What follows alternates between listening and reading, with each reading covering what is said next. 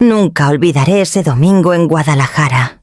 El calor del mediodía se colaba por los ventanales de la casa, y el olor a carne recién asada impregnaba el aire. Todos hablaban en voz alta, brindaban con vino caro y se reían de chismes familiares, mientras yo, Teodora Briones, me sentaba en silencio al extremo de la mesa. Había pasado la mañana ayudando a colocar copas, doblar servilletas y limpiar las huellas de los vasos en la mesa larga de madera. Yo creía que, por fin, después de tantos años, me habían hecho un lugar en ese ritual que siempre me había excluido. Pero cuando llegó el momento de servir los platos principales, vi con claridad que me había engañado sola. Mi hija, Nerea, entró desde la cocina con una charola de filetes gruesos, perfectamente sellados, aún soltando jugo. Los repartió uno por uno a su esposo Leandro, a la suegra Sabina, a los cuñados que apenas me saludaban. Yo esperaba mi turno, pero la charola se vació sin que mi plato tocara la carne. Tragué saliva. Pensé que tal vez traería otra ronda. Sin embargo, Nerea salió de nuevo con una caja blanca y elegante. Eran tartas francesas, postres importados que brillaban bajo la luz del comedor. Repartió cada porción como si fueran joyas. Otra vez. A todos menos a mí. Delante de mi plato vacío solo quedaba un vaso de agua y la mitad de un pedazo de pan duro. El silencio se hizo incómodo. Fue entonces cuando la voz de Sabina cortó el aire como un cuchillo. «Solo pedí para la familia», dijo sonriendo, con ese tono dulce que esconde veneno. Algunos bajaron la mirada. Otros fingieron seguir la plática. Yo sentí cómo la sangre me fervía en las venas. Miré a mi hija. Nerea evitó mis ojos. Leandro se acomodó la servilleta. Satisfecho, respiré hondo, con voz clara, que me salió más firme de lo que esperaba. Pregunté, ¿soy familia o no? Nadie contestó. El tenedor de un primo chocó contra el plato. Y después todo quedó en un silencio que pesaba más que los muros de la casa. Nerea se mordió el labio, como queriendo decir algo, pero tragándoselo junto con su vergüenza. Leandro se encogió de hombros. Sabina me miró como si yo fuera una extraña que se había colado a la fiesta. Ese instante me abrió los ojos de golpe. Fueron años de soportar miradas por encima del hombro, comentarios disfrazados de consejos, regalos usados en Navidad, años de callar porque no había que armar lío. Pero ver a mi propia hija, la niña que yo crié sola desde que quedó huérfana de padre, dejarme sin un lugar en su mesa, fue como sentir un portazo en la cara. El corazón me latía tan fuerte que pensé que todos lo escucharían. No me temblaron las manos. Con calma, abrí mi bolso. Dentro llevaba un sobre amarillo que había guardado por si algún día llegaba este momento. Lo saqué despacio y lo coloqué en medio del mantel, justo entre la botella de vino importado y la charola vacía. El golpe seco del sobre contra la mesa hizo que varios levantaran la cabeza. Si no soy familia, dije con una media sonrisa, entonces será hora de poner las cosas en claro. Nadie respiró. Sabina entrecerró los ojos. Como si no entendiera, Nerea palideció.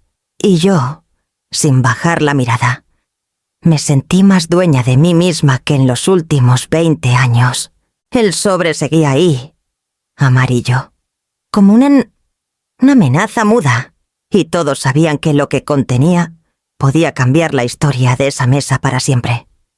Cuando puse aquel sobre la mesa, una parte de mí recordó todo lo que había callado durante años. No fue de la nada. Mi silencio venía de lejos, desde que la vida me dejó viudas a los 50. A esa edad, en vez de descansar, me tocó apretar el cinturón. Yo trabajaba como contadora en una tienda de abarrotes en la colonia Analco. No era un empleo glamoroso, pero con cada corte de caja y cada peso bien contado, saqué adelante a mis 2 hijos. Nerea era la mayor. siempre con un brillo en los ojos y esa ambición de querer algo más grande. Su hermano, Gael, era distinto, reservado, estudioso. Se fue a Monterrey a trabajar en ingeniería y rara vez se metía en los conflictos familiares. A mí me alcanzaba con saber que estaban bien, que no les faltaba lo que a mí me había faltado de niña. Cuando Nerea conoció a Leandro, pensé que la suerte al fin le sonreía. Él venía de una familia adinerada de Jalisco, de esas que se presentan con relojes caros y discursos de negocios.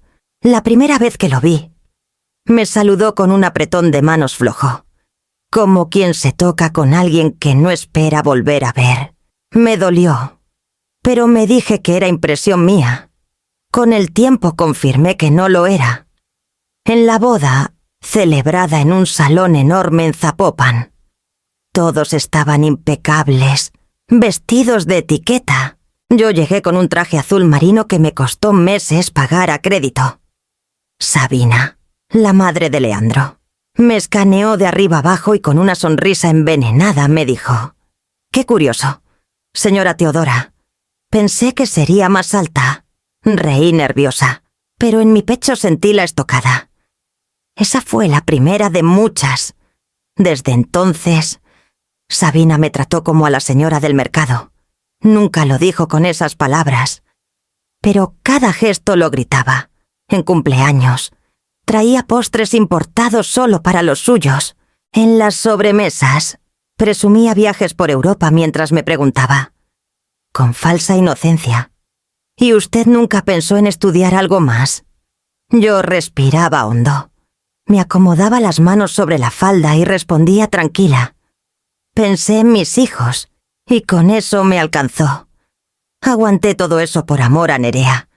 No quería ser la piedra en su matrimonio. Pensaba que si yo sonreía y hacía de tripas corazón, ella se sentiría aceptada en esa familia. Pero con cada desplante, ella se quedaba callada, como si las palabras de su suegra fueran ley. Esa complicidad me dolía más que el veneno de Sabina. Había noches en que regresaba hacia mi casa sola, en el camión, con las luces de Guadalajara pasando como destellos tristes por la ventana. Y me preguntaba si algún día me verían como algo más que una intrusa. Por eso, cuando Sabina se rió en aquella mesa y dijo: «Solo pedí para la familia», no fue una sorpresa. Fue la culminación de los años de silencios tragados, de sonrisas prestadas y de humillaciones disfrazadas de cortesía. Lo que ellos no sabían es que yo llevaba tiempo preparándome. Porque el silencio puede durar años, sí, pero cuando rompe, rompe con fuerza. La tensión en la mesa se podía cortar con un cuchillo. Nadie se atrevía a preguntar qué contenía aquel sobre amarillo que yo había dejado junto al vino francés. Mis manos permanecían firmes, aunque por dentro me temblaba la sangre. Respiré hondo y hablé con la voz más clara que me salió en mucho tiempo. La casa donde viven Nerea y Leandro, en Zapopan, es mía. Un murmullo se levantó entre los parientes. Varias copas tintinearon contra los platos. La tía Ernestina, que llevaba rato acomodándose el collar, se enderezó de golpe. Los primos intercambiaron miradas nerviosas. Era como si de pronto la alfombra bajo sus pies se hubiera desvanecido. «¿Qué dice?», preguntó alguien desde el otro extremo. Me acomodé la servilleta sobre el regazo y repetí despacio: «Yo la compré hace 20 años, con los ahorros de toda mi vida. Se las presté a Nerea y a Leandro en comodato, para que empezaran su matrimonio sin deudas. Nunca lo presumí, nunca lo usé para sacarles nada. Pero hoy, frente a todos, necesito que quede claro: esa casa no es de ellos». Sabina arqueó las cejas y se llevó la copa a los labios. Una sonrisa torcida le iluminó el rostro, la misma con la que había marcado cada desplante. «¿Quiere presumir escrituras?». «Señora», dijo en tono burlón. «¡Qué vulgaridad!». Sentí un cosquilleo en el pecho. Pero no bajé la mirada. No presumo nada. Solo digo la verdad. Ustedes me han tratado como si no perteneciera, y resulta que sin mí ni siquiera tendrían dónde sentarse a esta mesa. El silencio volvió. Pesado, denso. Mi hija estaba pálida. Nerea apretaba la servilleta entre sus dedos, como si buscara desaparecer. Leandro, en cambio, se inclinó hacia atrás en la silla, con esa sonrisa de suficiencia que me revolvía el estómago. «Eso es cosa del pasado», respondió él con desprecio. «Esa casa ya es nuestra. Lo hemos mantenido. Pagado servicios, hecho remodelaciones. Con mi permiso lo interrumpí, porque nunca les pedí renta ni un solo peso, pero fue un préstamo, y como todo préstamo, puede terminar». La tía Ernestina dejó escapar un suspiro escandalizado. Un primo murmuró: «Con razón nunca quisieron mostrar papeles». Sabina golpeó la copa contra la mesa, fingiendo calma. «¿Entonces qué pretende? ¿Sacarnos a la calle como si fuéramos arrimados?» «Pretendo recuperar lo que es mío», dije con serenidad. «Hoy ese comodato se acaba». Me escuché a mí misma pronunciar esas palabras y sentí un peso enorme desprenderse de mis hombros. Años de humillaciones, de quedarme callada, se resumían en esa frase. La reacción fue inmediata. Varios se movieron incómodos. Otros cuchicheaban. Algunos miraban a Nerea esperando que me defendiera. Pero mi hija se quedó quieta, atrapada entre dos mundos, la madre que la crió y la familia política que la adoptó. Sabina, con la frente en alto, me lanzó la última estocada. «Usted podrá tener escrituras, señora Teodora, pero nunca tendrá clase». Sonreí apenas. Después de todo, ya no me interesaba su aprobación. «No necesito clase», contesté despacio. «Necesito respeto. Y respeto se gana reconociendo quién ha puesto el techo sobre sus cabezas». El ambiente se volvió espeso, como si faltara el aire. Yo recogí mi bolso, acerqué el sobre amarillo hacia mí y lo golpeé suavemente contra el mantel. «Así que lo repito», dije mirando a todos. «Uno por uno el préstamo terminó hoy». La mesa entera contuvo el aliento. Nadie levantó la voz. Y por primera vez en años, el silencio estuvo de mi lado. El murmullo apenas se había calmado cuando abrí de nuevo el sobre amarillo. No eran solo palabras al aire, dentro llevaba pruebas. En ese momento levanté la mirada y presenté a la única persona que me había acompañado en este proceso sin titubear. «Quiero que conozcan a alguien», dije con calma. Desde la entrada del comedor apareció una mujer de cabello castaño, recogido en un chongo impecable. Traje gris claro y una carpeta negra bajo el brazo. Su andar transmitía seguridad. «Ella es Jimena Arnaiz, mi abogada». Las miradas se cruzaron con desconcierto. Leandro se acomodó en la silla, inquieto. Sabina arqueó las cejas como si aquello fuera una mala broma. Jimena saludó con un leve movimiento de cabeza y se colocó de pie a mi lado. Abrió la carpeta y sacó un pliego de hojas con membrete oficial. «Aquí tienen», anunció con voz firme, «un burofax. Aviso legal de desalojo». El color se le fue del rostro a Leandro. Por primera vez en toda la tarde, dejó de sonreír. Nerea lo miró confundida. «¿Y con esa voz temblorosa que usa cuando no sabe qué decir?», balbuceó mamá. «No entiendo». «¿Qué significa eso?». Jimena la miró con paciencia, como quien explica a alguien que se aferra a la ingenuidad. «Significa, señora, que el comodato en el que vivían se puede cancelar cuando se incumplen condiciones básicas. Respeto, buen uso del inmueble, no causar perjuicio a la propietaria.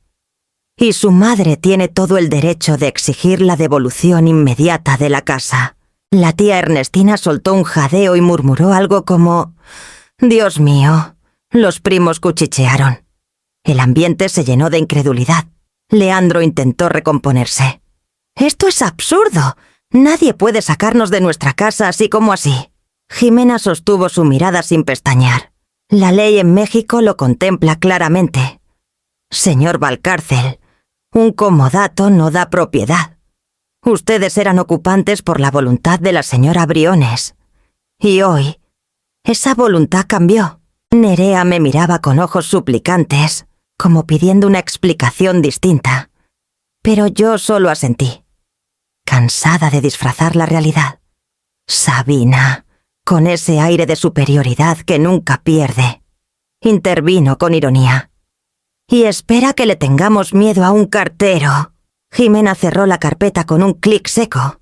«Mañana el cartero tocará su puerta», dijo sin levantar la voz. «Y no será con invitación». La frase quedó suspendida en el aire como una sentencia. Nadie se atrevió a replicar. Por primera vez. No era yo la que callaba, eran ellos. Y el silencio ya no me dolía. Me daba fuerza. La tensión en el comedor seguía vibrando como un hilo a punto de reventarse. Jimena había dejado claro lo del burofax. Y yo podía ver en los ojos de Sabina ese brillo de furia contenida. Fue entonces cuando recordé que todavía tenía una carta más bajo la manga. Una prueba que no era de papeles ni de firmas, sino de imágenes. Antes de que sigan diciendo que exagero, dije con calma: «Quiero mostrarles algo». De mi bolso saqué un pequeño dispositivo. Era una memoria USB que me había entregado mi vecina, Rosa Uriarte. Ella vivía justo frente a la casa de Nerea y Leandro, en Zapopan, y siempre había sido amable conmigo.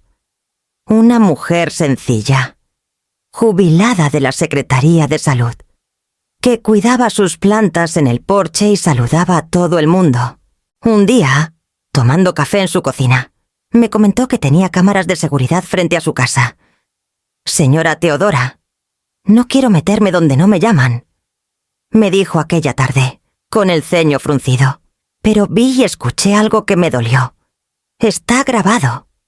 Yo dudé, pero acepté el archivo. Y ahora, frente a esa mesa llena de miradas inquisitivas, era el momento de usarlo. Conecté la memoria en la laptop de uno de los primos, que no tardó en encenderla. La pantalla mostró la imagen clara de la entrada de la casa, tomada el mismo día de la comida. Allí estaba Sabina, de pie junto a Nerea en la banqueta, con el sol de la tarde iluminando su cabello perfectamente peinado. Su voz salió nítida por las bocinas. «Acuérdate. Nerea sirve solo a los nuestros. Que aprenda su lugar». Un murmullo ahogado recorrió la mesa.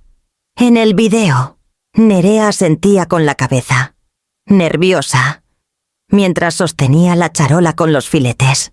«Pero mamá», se le alcanzaba a escuchar, con un tono de duda. «Nada de pero», respondió Sabina con firmeza. «Esa señora siempre se ha creído más de lo que es. Hoy la bajamos de la nube». El silencio que siguió en el comedor fue sepulcral. Nadie respiraba. La voz grabada resonaba todavía, como si se hubiera quedado pegada a las paredes. Nerea estaba petrificada, con las manos apretadas sobre las piernas.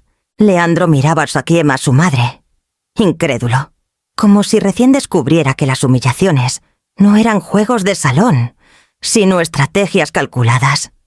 Sabina intentó reaccionar con una carcajada forzada. «Por favor, eso está sacado de contexto». Pero ya era tarde. La prueba hablaba sola. Me incliné hacia adelante, con las manos sobre la mesa, y dije despacio, para que nadie pudiera hacerse el sordo: «No fue un descuido, fue una lección planeada». La frase quedó flotando, y pude sentir cómo varias cabezas bajaban de vergüenza. Ya no era yo la que debía justificarse. Eran ellos los que tenían que cargar con la verdad. Y esa verdad estaba grabada, clara como el día. Mientras la imagen del video seguía fija en la pantalla, yo no pude evitar mirar a Nerea. Sus ojos se habían llenado de lágrimas, pero ni aún así abrió la boca. Y entonces, como si dentro de mí se destapara una luz, recordé todos esos años en los que acepté callar, los momentos en que elegí el silencio para no ponerla en medio. No fue la primera vez que me hicieron sentir menos. En un cumpleaños de Leandro, hace unos años, cada invitado recibió un regalo envuelto con papel fino y tarjetas escritas a mano. A mí me entregaron una vela usada, con la mecha torcida, y nadie dijo nada. Sonreí con los labios apretados, mientras Sabina levantaba las cejas como diciendo: «Con eso basta para ti». En otra ocasión, me invitaron a la posada familiar. Yo llegué con buñuelos que preparé toda la madrugada. Cuando fui a buscar mi lugar en la mesa, descubrí que no había silla con mi nombre. Seguramente fue un descuido, me dije. Pero cuando pregunté, una de las cuñadas respondió en voz baja: «Tu mamá no tiene clase. Mejor que se siente allá en la cocina». Nerea lo escuchó. Se mordió los labios y no dijo nada. Esa era la parte que más me dolía. No la crueldad de Sabina ni las burlas veladas de Leandro, sino la pasividad de mi hija. Ella lloraba conmigo en privado. Sí, hubo noches en que vino a mi casa. Se quitó los aretes y entre sollozos me dijo: «Mamá, yo no sé cómo manejar a Sabina. Si le contradigo, me hace la vida imposible». Yo la abrazaba, le acariciaba el cabello y le decía que todo pasaría, que el matrimonio era cosa de aguantar. Pero en el fondo, cada lágrima suya era también un recordatorio. Ella sabía lo que me hacían, y aún así no me defendía. Las frases se me quedaron tatuadas. «Tu mamá no tiene clase. Tu mamá es de mercado. Tu mamá nunca encajará». Eran como puñales que, con el tiempo, aprendí a soportar. Pero ese día, viendo el video proyectado frente a todos, comprendí que no era yo la que debía cargar con la vergüenza. Era ella, mi hija, la que debía decidir hasta dónde estaba dispuesta a callar. Me incorporé un poco. Respiré profundo y hablé sin titubear. Sabina puede ser cruel. Leandro puede ser arrogante. Pero lo que más me duele es tu silencio. Nerea, tú sabías todo esto y nunca me defendiste. Nerea bajó la cabeza, con las lágrimas resbalando por sus mejillas. Nadie en la mesa se atrevió a interrumpir. Ya no se trata de un bistec ni de un postre, continué. Se trata de dignidad. Y ahora te toca elegir tu madre. O tu silencio. La frase cayó como un mazo sobre la mesa. El aire se volvió pesado. Yo sentí el nudo en la garganta. Pero mis palabras ya estaban dichas. Y en ese instante, todo el poder estaba en la decisión de mi hija. El silencio que dejó mi ultimátum a Nerea aún vibraba en el aire cuando decidí dar el siguiente paso. Si ellos creían que mi sobre amarillo solo contenía un capricho de madre herida, estaban a punto de descubrir que llevaba meses reuniendo pruebas. Como buena contadora que soy, saqué otro folder, más delgado pero igual de contundente. Lo abrí despacio y desplegué unas hojas con sellos del Registro Público de la Propiedad y del Comercio de Jalisco. La tinta azul de los sellos resaltaba como una marca de fuego. ¿Presumen tanto de ser empresarios exitosos?, dije mirando directo a Leandro. Pues resulta que su imperio no es más que un castillo de naipes. Las caras alrededor de la mesa se tensaron. Sabina abrió los ojos como si hubiera escuchado una blasfemia. Leandro, en cambio, se acomodó la corbata con esa sonrisa cínica que siempre usaba para disimular. No invente cosas, suegra. Mis negocios marchan bien. Levanté una hoja y leí en voz alta: embargo pendiente por incumplimiento de crédito con el banco. Fecha de abril. Otro por incumplimiento con una empresa de materiales. Mayo. En total, créditos vencidos por más de 1.200.000 pesos. Un primo soltó un silbido bajo, incrédulo. La tía Ernestina se llevó la mano al pecho. Eso es mentira, alcanzó a decir Leandro, sudando en la frente. Mentira, le respondí. Aquí están los folios y las firmas del registro. Si quiere, mañana mismo puede pedir copias certificadas.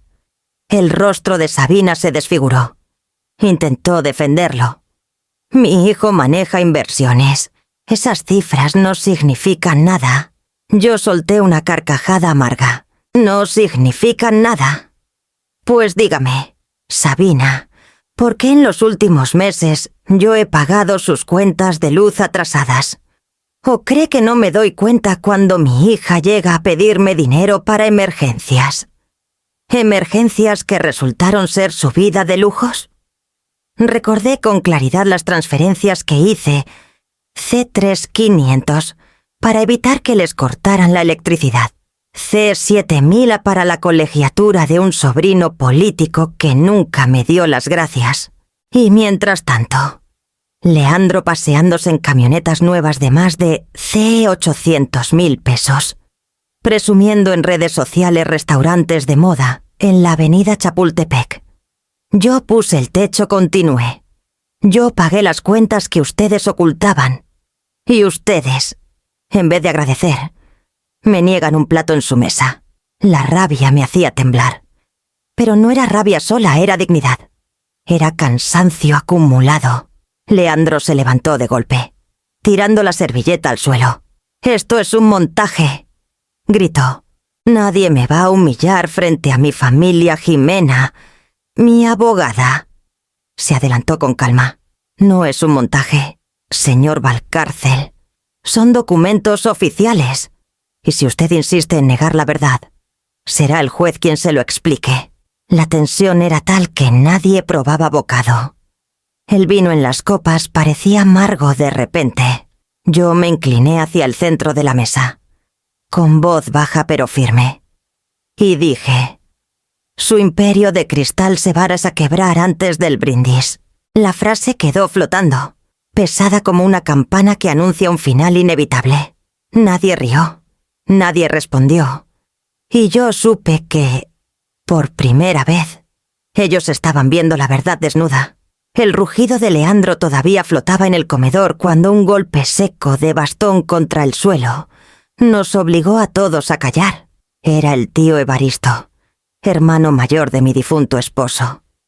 Un hombre de 80 años que rara vez hablaba en las reuniones, patriarca respetado por todos. Su sola presencia imponía silencio. Con voz grave, gastada por los años pero firme como un martillo, dijo: «Basta de humillaciones». El eco de sus palabras se expandió por la sala como si hubiera abierto las ventanas de golpe. Los primos, que hasta ese momento habían permanecido callados, comenzaron a asentir. La tía Ernestina se acomodó los lentes y murmuró: «Tiene razón. Esto se ha pasado de la raya». Sentí un calor extraño subirme al pecho. No era rabia ni tristeza, era alivio. Por primera vez en mucho tiempo. Alguien de la misma familia alzó la voz a mi favor. Sabina reaccionó con una risa seca, de esas que esconden nervios. «Evaristo, no se deje manipular. Esta mujer está inventando cosas para destruirnos». El viejo levantó el bastón y apuntó hacia mí. «Teodora, no necesita inventar nada. Yo la conozco desde que era muchacha. Siempre ha trabajado.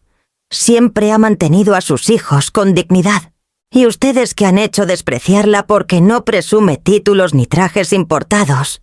Los primos más jóvenes intercambiaron miradas incómodas. Uno de ellos, Jorge, se animó a decir: «Es cierto. Todos hemos visto cómo la señora Teodora ha sido relegada. Hoy quedó en evidencia». Sabina golpeó la mesa con la palma abierta. «Cállense. Aquí la que pone orden soy yo». Pero algo había cambiado. Esa aura de intocable que siempre la rodeaba se estaba resquebrajando. Otra prima, Marisela, habló sin miedo. «Con todo respeto, tía Sabina, usted siempre nos ha hecho sentir que solo su palabra vale. Pero hoy escuchamos documentos, vimos un video Y la verdad ya no se puede tapar. Leandro, aún de pie, intentó recuperar el control. No se dejen engañar. Esto es un ataque personal contra mí. Evaristo lo miró con dureza. Si es un ataque, es porque usted mismo abrió la puerta. Un empresario responsable no permite que una mujer mayor pague sus cuentas de luz. Leandro bajó la mirada, rojo de coraje. Yo no dije nada. No lo necesitaba. Era como si de pronto mi voz se hubiera multiplicado en la de ellos, en la del patriarca que por fin rompía el pacto de silencio. Sabina volvió a intentar imponerse, esta vez con tono más agudo. Y ahora resulta que todos me van a dar la espalda. Evaristo se incorporó lentamente, apoyado en su bastón. Sus ojos, cansados pero firmes, recorrieron a cada persona en la mesa. Cuando un patriarca te da la espalda, tu reinado termina. Las palabras cayeron como sentencia. La sala entera supo que algo irrevocable acababa de suceder. Y Sabina, por primera vez en años, se quedó sin voz. El eco de las palabras del tío Evaristo aún se sentía en el ambiente, como un campanazo que había dejado a todos con los nervios a flor de piel. Yo creía que ya nada podía sorprender a esa mesa. Pero Jimena, con la serenidad que la caracterizaba, levantó la voz. No hemos terminado. Abrió su carpeta de nuevo y extrajo un documento con sello de notaría. Lo colocó frente a todos, sobre el mantel manchado de vino. El silencio fue inmediato. Yo reconocí de inmediato el encabezado: Poder Notarial General. Este poder, dijo Jimena, mirando directo a Leandro, fue firmado hace 6 meses en una notaría de Zapopan. Concede facultades plenas a su nombre. Es decir, usted puede administrar, vender y disponer de los bienes de Nerea sin restricción alguna. Un murmullo corrió por la mesa. Yo me quedé helada. Nerea abrió los ojos como si la hubieran abofeteado. Eso no puede ser, balbuceó. Jimena asintió con calma. Está su firma, señora. Quizá no lo recordó, quizá no lo leyó, pero aquí está, con folio, sello y huella digital. Nerea tomó el documento con manos temblorosas. Sus labios se movían sin emitir sonido. Yo la observaba, con el corazón apretado. Leandro alcanzó a decir, con un hilo de voz: tú me dijiste que era un trámite bancario. Nada más. Leandro intentó interrumpir. Exageras, mujer. Es solo un papel para mover algunas cuentas. No, gritó Nerea, golpeando la mesa con el puño. Me dijiste que era para renovar la hipoteca. Las lágrimas le corrían por las mejillas. Miró a todos, luego a mí. Me presionó. Sabina también. Me dijeron que si no firmaba, quedaría como una inútil, que pondría en riesgo la imagen de la familia. Yo tenía miedo. El comedor entero quedó en silencio. Rotó apenas por su llanto. Sabina se inclinó hacia adelante. Venenosa, ay. Nerea, siempre tan dramática. Uno firma lo que debe firmar. Así funcionan los matrimonios serios. Yo sentí que la sangre me hervía. ¿Un matrimonio serio?, respondí, con la voz firme. Un matrimonio serio no convierte a la esposa en marioneta. Leandro intentó recuperar terreno. No pasa nada. Es solo papel. Jimena lo interrumpió con la frialdad de un bisturí. Pasa mucho, señor Valcárcel. Con ese poder usted podría vender hasta la ropa que su esposa lleva puesta. Y lo haría en nombre de ella. Nerea hundió la cara entre las manos. Yo me levanté y me acerqué a su silla. Hija, le dije despacio. Una firma puede borrar tu nombre, pero también puede salvarlo. La decisión ahora es tuya. La frase quedó flotando. Era un ancla y un espejo al mismo tiempo, porque en ese instante todos comprendimos que Nerea tendría que elegir si seguir siendo un fantasma bajo la sombra de Leandro o recuperar su voz. Esa noche, cuando todos pensaban que lo peor ya había pasado, Me puse de pie con una calma que no sentía por dentro. Tomé aire y miré a cada uno de los presentes, deteniéndome en Sabina y en Leandro. Hoy no solo les hablo como madre, dije, sino como dueña de la casa que habitan. Ya inicié el proceso de desahucio por precario. Algunos primos se miraron entre sí, sorprendidos. La palabra sonaba dura, quizá desconocida para algunos, pero Jimena se encargó de aclarar. Significa que la señora Teodora les permitió habitar su casa sin pagar renta ni contraprestación. Ese permiso puede revocarse en cualquier momento si se incumplen condiciones de respeto o buena fe. El trámite ya está en curso. Nerea, todavía con los ojos enrojecidos, abrió la boca como para suplicar algo, pero se quedó muda. Tal vez comprendía que ya no había marcha atrás. Sabina, en cambio, reaccionó como una fiera herida. Se levantó de golpe. Su copa de vino casi se derramó sobre el mantel y gritó: «Nos veremos en tribunales. Nadie me humilla en mi propia familia». El eco de su voz rebotó en las paredes, pero no me intimidó. Yo también me levanté y le respondí con una serenidad que me sorprendió: «Ahí mismo nos veremos. Y le aseguro, Sabina, que frente a un juez, su apellido no vale más que el mío». Leandro trató de intervenir. «Esto es un abuso. Suegra, no puede echarnos como si fuéramos intrusos». Jimena lo miró con dureza. «Ustedes lo son, intrusos legales. Y la ley no protege caprichos, señor Valcárcel». La tía Ernestina, que hasta entonces había guardado silencio, se atrevió a murmurar: «Nunca pensé ver a Sabina en una situación así». Un primo añadió en voz baja: «Pues ya era hora». Siempre trató a todos como si estuviéramos bajo sus órdenes.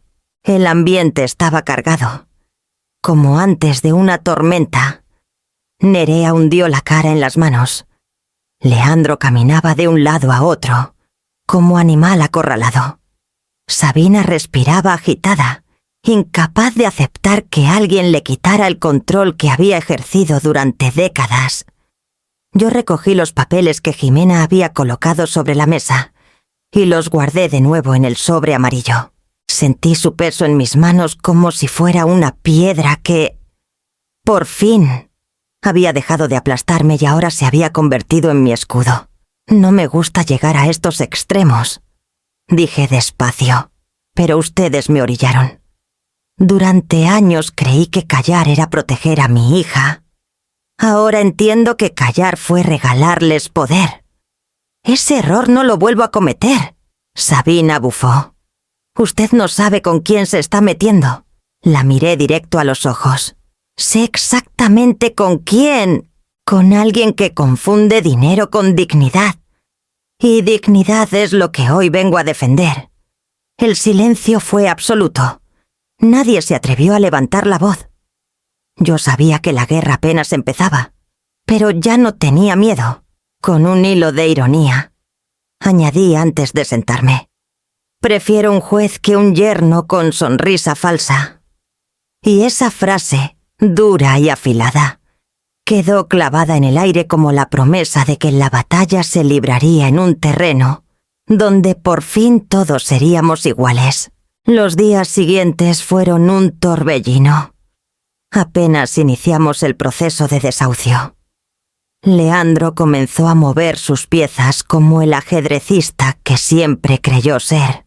No se atrevió a confrontarme de frente, pero lanzó sus ataques en la sombra. Me enteré por Rosa, mi vecina, que en el café de la colonia y en los chats de WhatsApp de la familia política, Leandro andaba diciendo que yo estaba perdiendo la memoria, que ya no distinguía las fechas y que, a mis 70 años, lo más sensato era ponerme bajo tutela, que yo era una viejita senil con delirios de grandeza. La primera vez que lo escuché me ardió la cara, no de vergüenza, sino de rabia. Yo, que durante décadas llevé cuentas sin que me faltara un solo centavo, que administré mi casa hasta en los peores años de viudez. Ahora era incapaz de distinguir un papel legal. Jimena me aconsejó serenidad. No basta con indignarse. Señora Teodora me dijo, hay que responder con hechos. Y así lo hice. Pedí una cita con mi médico de cabecera en el Hospital Civil de Guadalajara, el doctor Carrillo, que me ha atendido desde hace 15 años. Me sometió a exámenes de memoria, pruebas cognitivas y neurológicas. Al final firmó un dictamen claro.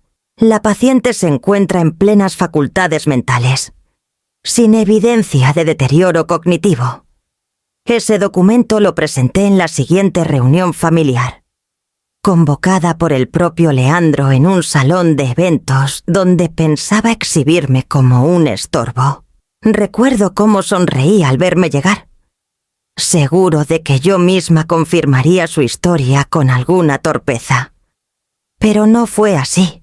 Con las manos firmes desplegué el diagnóstico sobre la mesa, con el sello del hospital brillando bajo la luz. Lo pasé uno por uno para que todos lo leyeran. Aquí está, dije. Quien quiera comprobarlo, puede llamar al hospital y pedir una copia certificada. Leandro perdió el color de la cara.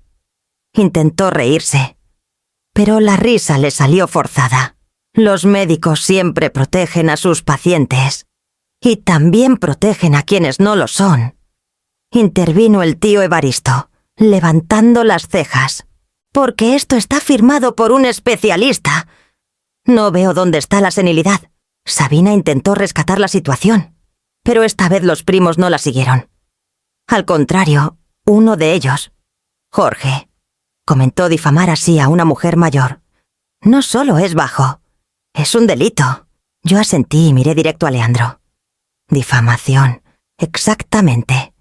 Y ya levanté un acta en la fiscalía. Sus palabras no son solo veneno social, ahora son evidencia legal. Un murmullo indignado recorrió la sala. Nadie lo defendió. La máscara de empresario respetable se le resquebrajaba frente a todos. Me incliné hacia él, despacio, sin necesidad de gritar. Quiso enterrarme viva. Dije, ahora es usted quien se hunde. El silencio que siguió fue más pesado que cualquier insulto. Y en ese instante comprendí que Leandro ya no tenía escapatoria. Cada mentira que soltaba se le convertía en una piedra atada al cuello. La noticia corrió como pólvora a pesar de las pruebas en su contra. Leandro todavía organizaba reuniones para aparentar normalidad. Una de esas noches me llegó una invitación inesperada a un cóctel en un restaurante elegante de la avenida Chapultepec, en Guadalajara. No era una cortesía, era un desafío.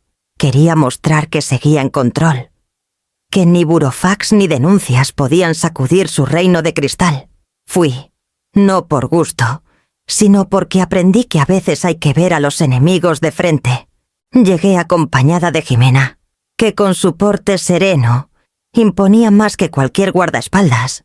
El lugar estaba lleno de empresarios, políticos de medio rango y señoras enjolladas que se reían con carcajadas huecas.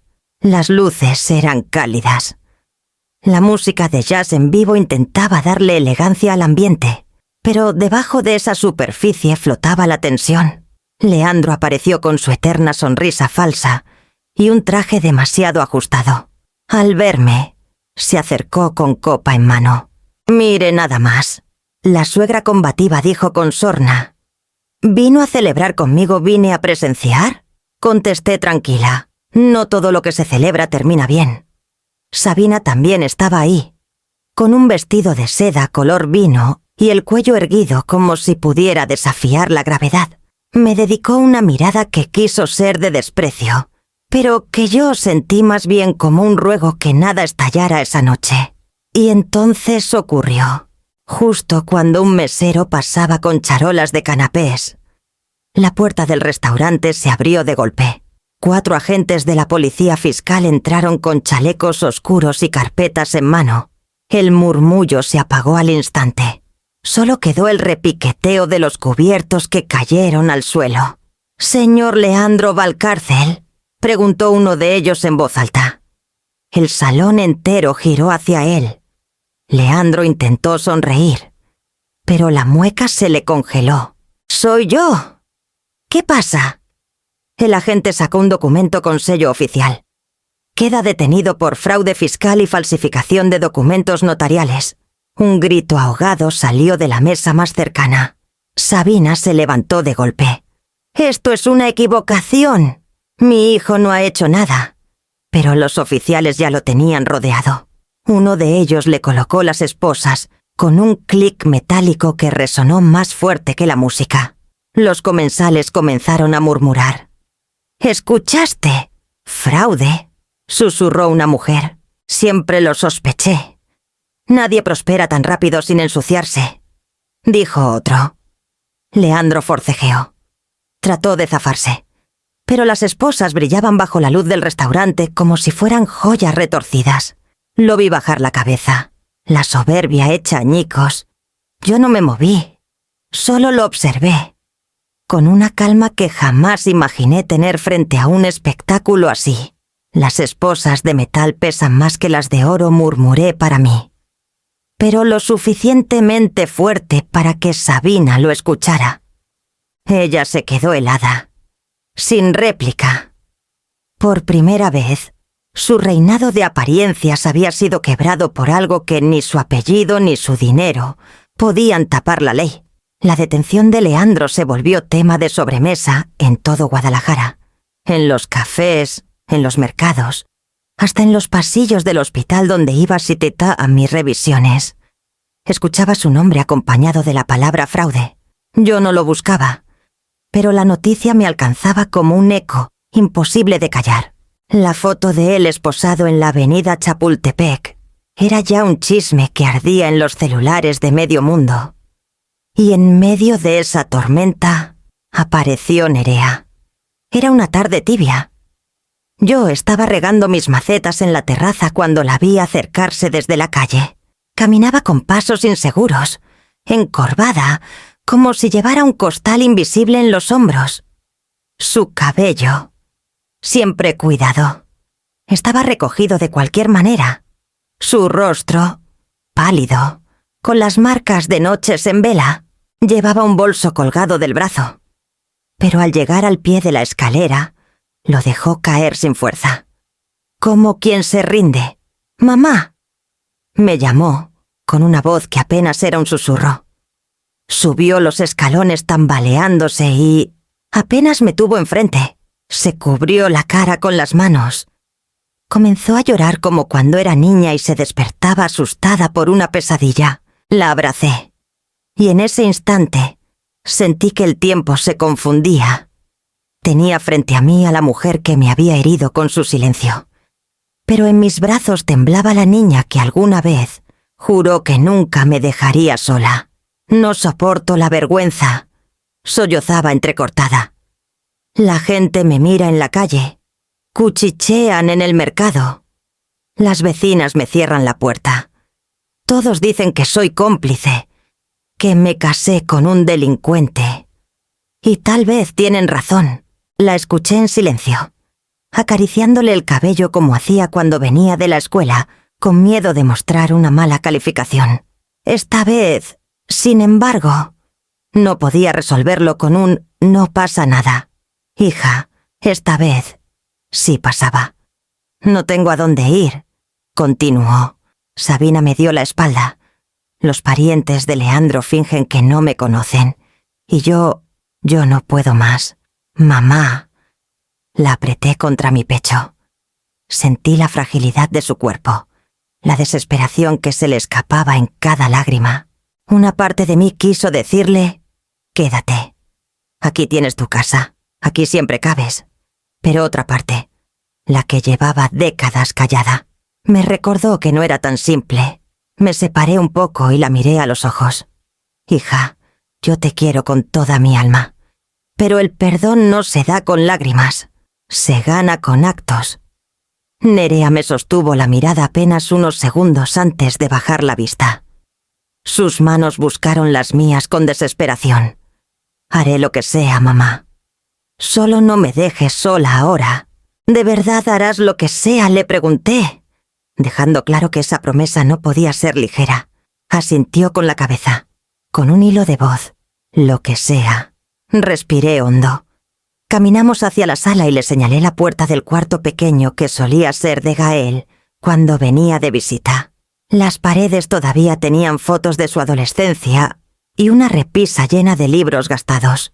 Aquí tienes un cuarto. Nerea, mi puerta está abierta, pero solo si rompes definitivamente con Leandro. Mi hija se quedó paralizada. La frase cayó sobre ella como un golpe seco.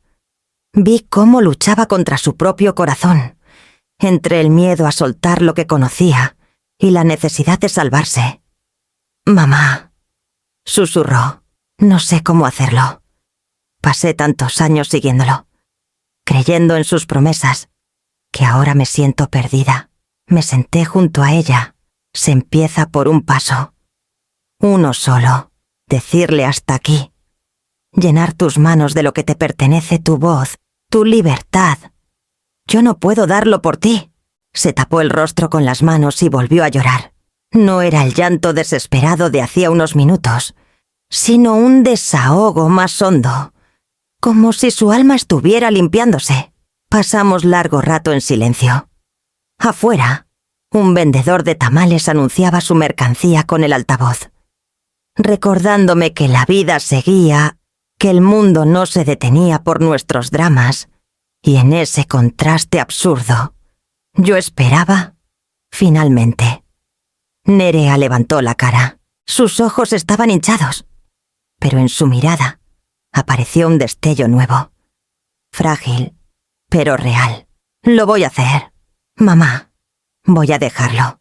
Yo asentí, sintiendo un nudo en la garganta. No era una promesa hecha para calmarme. Era la primera decisión firme que escuchaba de su boca en años. Bien, le respondí. Entonces empieza por quedarte aquí, en tu casa, no como refugiada, sino como hija. Y poco a poco, demuéstrame con tus actos que entiendes lo que significa dignidad. Ella asintió. Me abrazó fuerte, como si quisiera anclarse a mí después de tantos años a la deriva. Esa noche cenamos juntas por primera vez en mucho tiempo. Nada especial, un par de quesadillas y café de olla. Pero en la mesa hubo algo que nunca encontré en los banquetes de Sabina Paz, mientras la veía comer en silencio. Pensé que a veces la vida te obligas a elegir entre lo que duele y lo que sana. Y ese día, por fin, mi hija había dado el primer paso hacia lo segundo. Yo, con el corazón todavía herido, pero esperanzado, entendí que mi papel ya no era soportar en silencio. Era enseñarle que la dignidad no se negocia. Y así, mientras el reloj marcaba la medianoche, me prometí a mí misma que esta vez no volveríamos a callar, porque el silencio fue nuestra condena, y ahora debía ser nuestra liberación. Pasaron algunos días después de la tormenta, y mi casa en la colonia americana se llenó de un aire distinto. Ya no era el silencio amargo de antes, sino un murmullo de voces amigas que daban vida a cada rincón. Decidí organizar una comida sencilla, sin manteles de lino ni copas importadas, solo el calor humano que tantas veces me negaron. Invité a quienes siempre me habían tendido la mano sin pedirme nada a cambio. Gael, mi hijo menor, viajó desde Monterrey con una olla enorme de carne en su jugo. Lo vi llegar con la chamarra aún impregnada del aroma de carretera, cansado pero feliz de estar en casa. Rosa, mi vecina de Zapopan, apareció con un refractario de enchiladas bañadas en salsa verde que todavía humeaban. El tío Evaristo, con su bastón y su paso lento, trajo una bolsa de pan dulce envuelta en periódico, como lo había hecho toda su vida. La mesa de mi comedor, modesta y de madera ya desgastada, se llenó de colores y olores. Yo preparé frijoles de la olla, arroz rojo y un guacamole sencillo. No había tazas finas, solo jarros de barro. Y, sin embargo, Cada plato se servía con un cariño que ninguna porcelana podía igualar. Cuando todos se sentaron, no hubo distinciones de los nuestros o los otros. Nadie se quedó sin silla ni plato. Gael se levantó para ayudar al tío Evaristo a acomodarse. Rosa me insistió en que me sirviera primero. Y hasta Nerea, todavía frágil pero intentando recomenzar, puso las tortillas calientes en medio de la mesa. Era un contraste brutal con las comidas de Sabina. Allá, el vino caro brillaba más que las sonrisas, y siempre había alguien relegado. Alguien a quien se le recordaba que no pertenecía. Aquí, en cambio, cada quien traía algo de su propio esfuerzo, y todo se mezclaba sin importar quién lo cocinó. Mientras probaba los frijoles recién hechos, sentí un nudo en la garganta. Era la primera vez en muchos años que una mesa me hacía sentir parte de algo verdadero. Miré alrededor y vi a Gael contando anécdotas de su trabajo, a Rosa riendo fuerte con sus ocurrencias, y a Evaristo levantando su taza de café con la dignidad intacta. Esto sí es familia, murmuré para mí misma. La que no pregunta qué traes puesto ni cuánto tienes en el banco, sino la que se sienta contigo aunque sea a comer un plato de arroz. Y mientras todos brindábamos con agua fresca de Jamaica, supe que no necesitaba nada más. La dignidad cabe en un plato de frijoles compartidos. El día de la audiencia amaneció gris, como si hasta el cielo hubiera decidido suspenderse en un silencio expectante. Desperté más temprano de lo habitual. El café me supo más amargo que nunca y, mientras me arreglaba frente al espejo, repasé mentalmente cada palabra que había soportado durante años, cada humillación que me había callado por amor a mi hija. Ese día ya no era el silencio quien me acompañaba. Era la certeza de que había llegado la hora de poner punto final. El tribunal estaba en el centro de Guadalajara, un edificio de paredes altas y frías, donde el eco de los pasos parecía multiplicar la tensión. Jimena me acompañó, impecable en su traje gris, con la carpeta llena de documentos bajo el brazo. Ella me dio una palmada suave en el hombro antes de entrar. «Hoy la ley hablará por usted», señora Teodora me susurró. «Y créame, hablará fuerte». Dentro de la sala, el ambiente era denso. De un lado, yo con Jimena, y a unos metros, Leandro y Sabina, con su séquito de abogados trajeados que parecían más interesados en aparentar poder que en sostener un caso que se les caía de las manos. Nerea estaba allí también, sentada en un rincón, con los ojos hinchados de tanto llorar.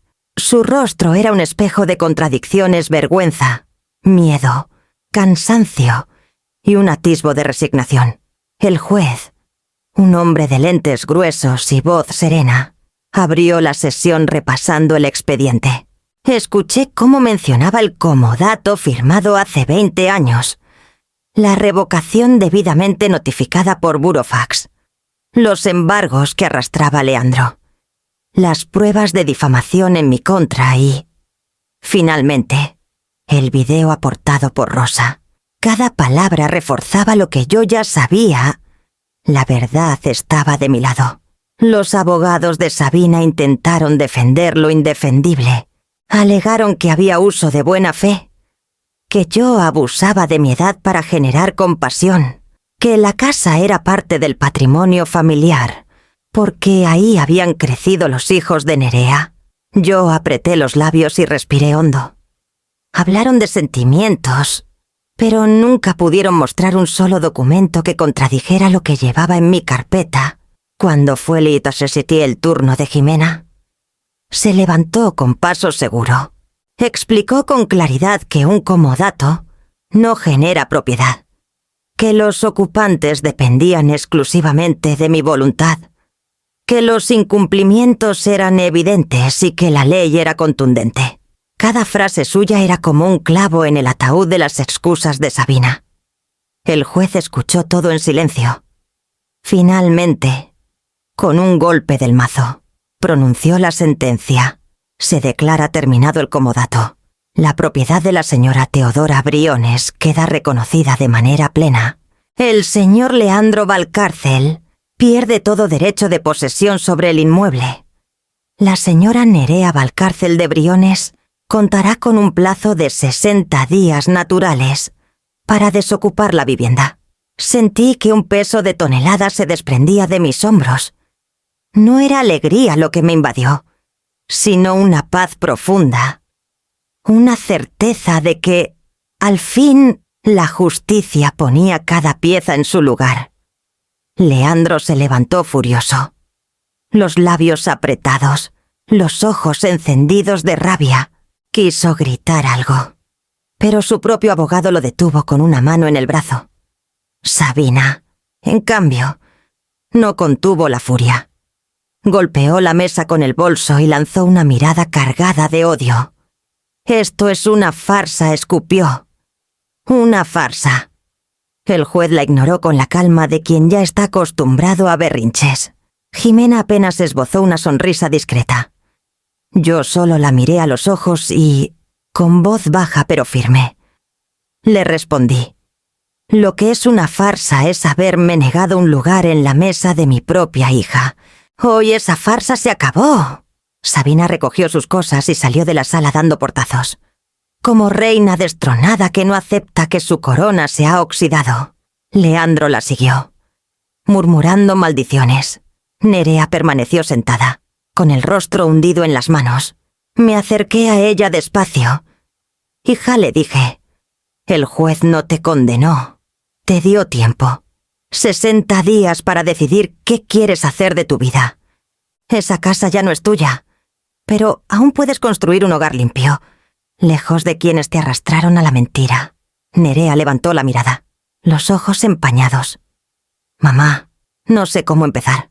La abracé, sintiendo que su cuerpo temblaba contra el mío. Con un acto a la vez susurré. Y sobre todo, sin silencio, salimos de la sala juntas, bajo el cielo nublado que empezaba a abrir claros de luz. Afuera, Rosa nos esperaba con una sonrisa tímida y el tío Evaristo, apoyado en su bastón. Nos saludó con un gesto de orgullo. Gael me tomó del brazo y me dijo: «Sabía que llegarías hasta el final, mamá». Respiré profundo. El aire de Guadalajara me supo distinto, más limpio. Ese día entendí que no todas las batallas se ganan con gritos ni con dinero. Algunas se ganan con paciencia, con papeles firmados, con la fuerza tranquila de quien sabe que la dignidad no se negocia. Mientras caminábamos hacia la salida del tribunal, pensé en las muchas puertas que me habían cerrado en la cara durante años, pero esa, la más dura, acababa de cerrarse para siempre. Una puerta se cerró. Murmuré para mí, con una media sonrisa para abrir otra más limpia, y sentí, por primera vez en mucho tiempo, que mi vida recién comenzaba. El eco del mazo del juez todavía retumbaba en mi memoria cuando regresé a mi casa de la colonia americana. Ese sonido no fue solo el cierre de un juicio, fue el cierre de una etapa de mi vida marcada por silencios y humillaciones. La casa era mía otra vez. Sí, pero yo sabía que la victoria no se medía únicamente en ladrillos ni escrituras. ¿Había algo más profundo que rescatar mi voz? Y la de tantas mujeres que, como yo, habían sido calladas por sus propias familias. Una noche, sentada en la mesa donde semanas antes había compartido frijoles con Rosa, Gael y Evaristo, pensé en todas las veces que me habían dicho que no tenía clase, que mi lugar era en la cocina o en la sombra. Pensé en cuántas madres, viudas o ancianas, habían escuchado lo mismo en silencio, resignadas a aceptar el desprecio. Esa idea me atravesó el pecho y no me dejó dormir. Al amanecer, supe qué hacer transformar mi victoria en algo que trascendiera mis paredes. Con los ahorros que tenía guardados, cerca de 200.000 pesos, dinero que había juntado peso a peso, trabajando y administrando hasta el último centavo, decidí fundar un fondo comunitario en Guadalajara, destinado a mujeres mayores que sufrían abandono familiar. No sería una institución lujosa ni un edificio ostentoso, pero sería un refugio real, un espacio donde cada una pudiera encontrar apoyo, asesoría legal y, sobre todo, un lugar en la mesa de alguien. Jimena me ayudó con los trámites legales. Conocí a colegas notarios y contadores que, al enterarse de mi historia, ofrecieron sus servicios con descuentos o incluso gratuitos. Rosa, siempre solidaria, me presentó a un grupo de mujeres jubiladas que se ofrecieron como voluntarias para dar talleres de cocina, costura o finanzas básicas. Gael, desde Monterrey, hizo donaciones en especie computadoras usadas de su empresa que sirvieron para armar un pequeño centro de capacitación. Pero la mayor sorpresa fue Nerea. Una mañana se me acercó en la cocina, mientras yo batía café de olla. Tenía un cuaderno en las manos y una timidez que no le conocía. «Mamá», dijo bajito, «¿puedo ayudarte en lo del fondo? No sé mucho de leyes ni de números, pero puedo organizar actividades, acompañar a las mujeres, estar presente». La miré largo rato. En sus ojos todavía quedaba la sombra del dolor, pero también un brillo distinto, como de alguien que al fin se atrevía a mirarse en el espejo sin máscaras. «Claro que sí, hija», le respondí. «Este no es solo mi proyecto, también puede ser el tuyo, si aprendes que aquí nadie es menos que nadie». Y cumplió su palabra. En la primera reunión comunitaria, mientras yo explicaba el objetivo del fondo, Nerea repartía sillas, ofrecía agua fresca y tomaba notas de las necesidades que las asistentes compartían. Vi a algunas mujeres mirarla con ternura, quizá reconociendo en ella a la hija que les había faltado. El Fondo Briones, como lo bautizamos. Comenzó con un local sencillo en el centro de Guadalajara, paredes pintadas de blanco, una mesa larga, un pizarrón y estantes llenos de carpetas. No había lujos, pero el aire estaba lleno de vida. Cada semana llegaban más mujeres con historias parecidas a la mía, madres a quienes sus hijos habían sacado de la casa, abuelas desplazadas por las nuevas parejas de sus nietos, viudas a quienes les habían quitado hasta la pensión. Escucharlas me partía el alma, pero también me recordaba que no estaba sola, que mi lucha no era una excepción, sino un espejo de miles. Con el dinero invertido se pudieron cubrir asesorías legales, un pequeño fondo de emergencias para renta y medicinas, y talleres de capacitación. Yo misma impartía charlas sobre administración del hogar, enseñándoles a llevar un cuaderno de gastos como lo había hecho toda mi vida. No era teoría, era práctica pura, cómo estirar un peso, cómo evitar caer en préstamos abusivos, cómo no dejarse engañar por papeles que uno firma sin leer. Rosa organizaba los talleres de cocina, donde cada semana una de nosotras compartía una receta distinta. La mesa se llenaba de aromas pozole, enchiladas, tamales, buñuelos.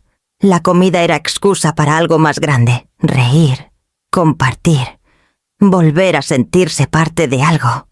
Evaristo, pese a su edad, venía de vez en cuando a dar charlas de historia local. Su voz grave emocionaba a las mujeres que nunca habían pisado una universidad.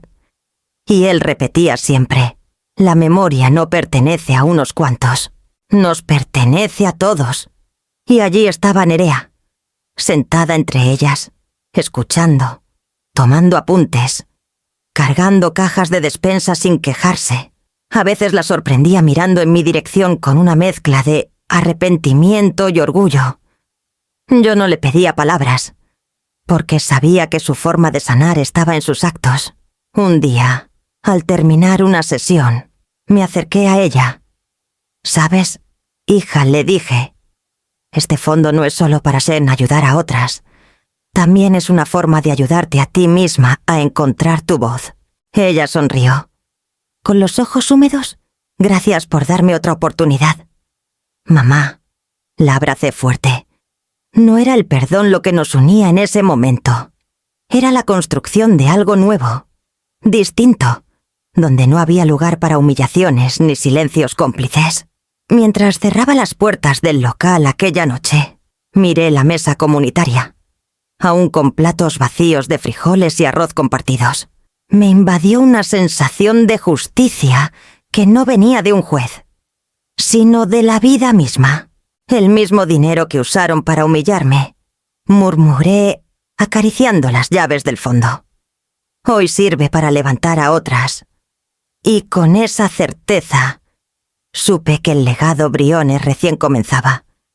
El sol comenzaba a esconderse detrás de los edificios de la colonia americana, tiñendo de naranja los ventanales y dejando las calles con ese resplandor dorado que dura apenas unos minutos. Me senté en mi viejo balcón de hierro forjado, el mismo que resistió lluvias, temblores y silencios, y levanté una copa de vino tinto. No era caro, era de la tiendita de la esquina, pero en ese momento me supo a gloria. A mi lado estaba Nerea. No decía nada. Solo miraba el cielo como si buscara respuestas entre las nubes. Tenía el rostro más sereno que en meses, aunque todavía cargaba sombras en los ojos. No me hacía falta escucharla para entender que estaba en un proceso de recomenzar, de aprender a caminar sin muletas ajenas. Respiré hondo y sentí el aire fresco en los pulmones. En ese instante, todo lo vivido me pasó por la cabeza como una película, las risas falsas en la mesa de Sabina, el plato vacío frente a mí, los regalos humillantes, los años de silencios tragados. Pero también recordé el rostro firme del tío Evaristo, golpeando su bastón. Las manos de Rosa ofreciéndome pruebas cuando nadie más se atrevía. La serenidad de Jimena defendiendo mis derechos. La lealtad callada de Gael y, sobre todo, la mirada arrepentida de mi hija pidiéndome otra oportunidad. Levanté la copa y hablé más para mí que para ella. No me negaron un bistec. Nerea. Me negaron mi lugar. Ella volteó lentamente, con los ojos vidriosos. Y desde ese vacío construí mi mesa. La frase me salió del alma. Porque era cierto, no necesitaba los manteles largos, los postres importados ni las apariencias de riqueza. Había ya aprendido que la verdadera abundancia está en compartir un plato de frijoles, en tener un sitio digno, en que nadie te trate como intrusa en tu propia historia. El viento movió las hojas de las plantas que colgaban en mi balcón. Escuché a lo lejos a un organillero en la calle y, por primera vez en mucho tiempo, la música no me sonó melancólica, sino festiva. Nerea se inclinó hacia mí. Con voz baja, mamá. Todavía me duele lo que pasó. La miré con ternura. Y está bien que duela. El dolor nos recuerda que estamos vivas. Lo importante es qué hacemos con ese dolor. Yo decidí transformarlo. Tú decides cada día si quieres seguir cargándolo o soltarlo. Se quedó callada, asintiendo despacio. En su silencio ya no había complicidad con el desprecio, sino aprendizaje. Volví a mirar el horizonte. El cielo ahora estaba encendido en tonos púrpura y dorado. Recordé la sentencia del juez, la furia de Sabina saliendo de la sala, la impotencia de Leandro esposado en Chapultepec. Pensé en cómo su arrogancia los llevó a su propia caída, y cómo yo, a mis 70 años, había encontrado la fuerza para levantarme cuando todos me creían derrotada. Tomé un sorbo de vino. El líquido cálido me bajó lento por la garganta, como si cada trago fuera un recordatorio de que aún había vida por delante. La verdadera familia, dije en voz alta, es la que se queda. Nerea me tomó la mano. No respondió, pero no hacía falta. Su gesto fue suficiente. Alzamos las copas. Ella con agua. Yo con vino. Brindamos en silencio, mirando el último rayo de sol desaparecer detrás de los techos de Guadalajara. Y así, en ese balcón que tantas veces me vio llorar sola, encontré la paz que había buscado durante años. Ya no me definían los desplantes de una suegra arrogante, ni las omisiones de un yerno oportunista. Ahora me definía la mesa que construí desde el vacío, el legado que había sembrado en el fondo Briones, y la certeza de que nunca más volvería a ser invisible. El aire de la tarde acarició mi rostro, y sonreí. La historia se había cerrado con dignidad. Y lo que quedaba por delante ya no era lucha, era vida.